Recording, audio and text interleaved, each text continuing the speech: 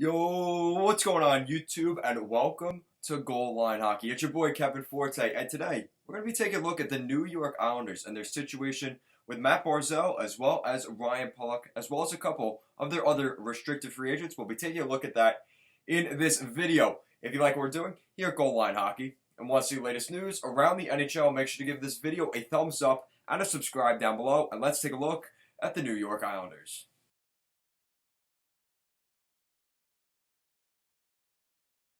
Alright, so before we get too far into this video, just want to give a quick plug to our Instagram and Twitter handles at goalline_hockey. Links will be in the description down below. Alright, so with that out of the way, let's take a look at the New York Islanders, as the Islanders have a couple of big restricted free agents on the table in the 2020 offseason. Some of those big names include their top forward as well as their top defenseman. Go figure. So the first guy we're going to look at here on the forward side of things, the superstar of this team, the face of the franchise, the newly acquired a couple years back. They acquired him through a trade as a late draft pick, Matt Barzell. Matt Barzell, the centerman, 23-year-old centerman, put up 60 points in 68 games last season with the New York Islanders. He has over 200 points in his NHL career. He's going to get a decent amount of money this offseason. I would think anywhere between $9 to $11 million. Now, the big issue here for Matt Barzell is the flat cap, and that's going to change how this works. I would expect him to sign a short-term contract. Now, if you look at all the restricted free agents in this year's offseason, he has the most points as of those players last year. A couple of comparables that I think you're going to look at for Matt Barzell, one of them being down in Carolina. I think the Carolina Hurricanes are one of those teams in Sebastian Ajo.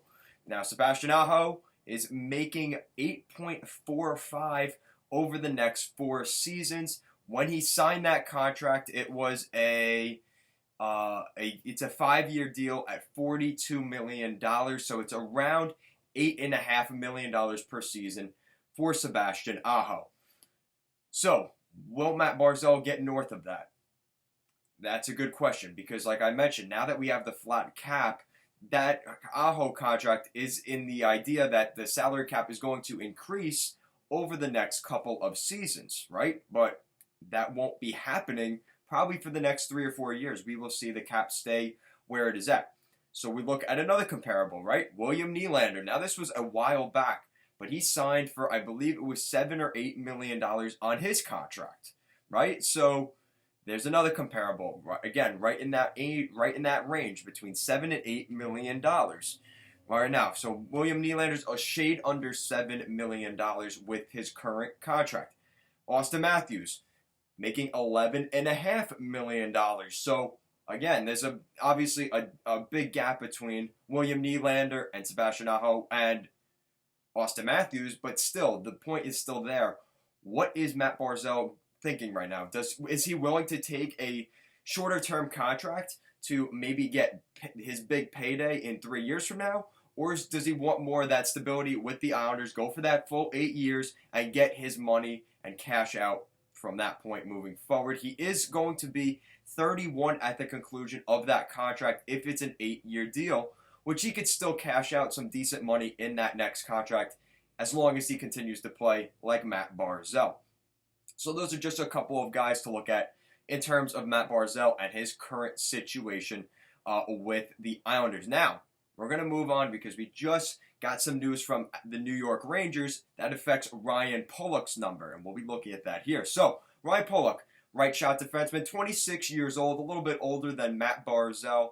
Probably going to change the duration of his contract. He had 35 points in 68 games with the Islanders last season. He has over 100 points at the NHL level and is over 200 games in the league. Ryan Pollock is going to get, I would have to think, because now we just saw Tony DeAngelo, who was the top point producer for defensemen last year. He got a 2-year, $9.6 million contract, which means he's making $4.8 million per season. So does that change Ryan Pollock's take? It's, because I was thinking he could get anywhere between 5 and 6, and that seems about right here. If he goes on a longer term deal, like a 5 or 6 year deal, he may get somewhere between 5 and 5.5, if not even close to 6. But I know Lou Lamoriello is very hard with contracts, so maybe he won't be able to get 6 out of Lou Lamoriello. But Ryan Pollock could get anywhere between 5 and 5.5 realistically, especially if we see Tony DeAngelo, who just got 4.8 on a 2-year deal. So he's planning on making bank again when he's 27 years old and an unrestricted free agent. That's what the Rangers, or Jeff Gorton and the Rangers staff, is banking on, because they know they have a ton of players in the pipeline. Now, the Islanders don't have that same situation. They probably want to lock down Pulock to at least a 4-year contract here, if they can. So expect that to be, like I said, around 5 to 5.5 for Ryan Pulock. Now, also remember, they have a couple of other restricted free agents as well. They have guys like AJ Greer, who they just picked up from the Colorado Avalanche. You've also got Josh Ho-Sang, who he has an arbitration hearing. He's the first arbitration hearing we'll be seeing later this month. So there's a couple of things to look at here with the Islanders, but really Pollock and Barzell are the bigger names. And obviously Ho-Sang is interesting because the Ho-Sang saga with the Islanders just doesn't seem to want to end. So that's it for that. And I also just want to mention here that the Islanders have a shade under $9 million in cap space. And just telling you the numbers, if you could do math at all, if Matt Barzell gets anywhere between $8 to $9 million, even 10, well, the Islanders don't have the money to sign Matt Barzell. And then you throw in Ryan Pollock, who could get up to $5.5 million. That's not enough. The Islanders need to move out cap space. So that's why we saw last week. I didn't want to make a whole video on it, but we see Johnny Boychuk get traded out of the Islanders. Well, not Johnny Boychuk, Devin Tays, who was another restricted free agent. The Islanders knew they wouldn't have enough cap space. They move him to the Colorado Avalanche for 2 second-round picks. Now, you may be saying, why would the Islanders move him out for 2 second-round picks? What did the Islanders gain from that? That's a good question. At worst, the Islanders have 2 second-round picks going into next season. Let's say the Islanders are buyers at next year's NHL trade deadline. They can move those second-round picks for more assets moving forward instead of trading out another first-round pick.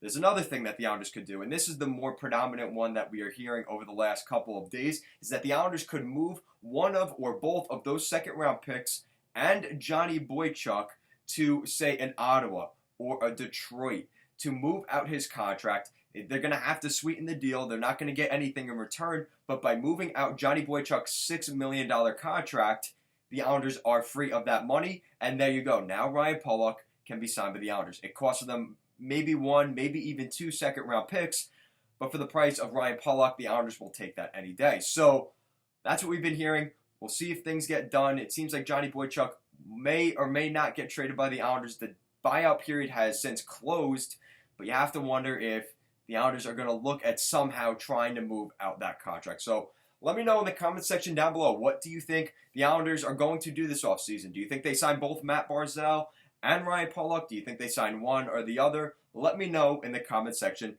down below. And if you like what we're doing here at Goal Line Hockey and want to see the latest news around the NHL, make sure to give this video a thumbs up and a subscribe down below. Thank you so much for watching, and let's go Islanders.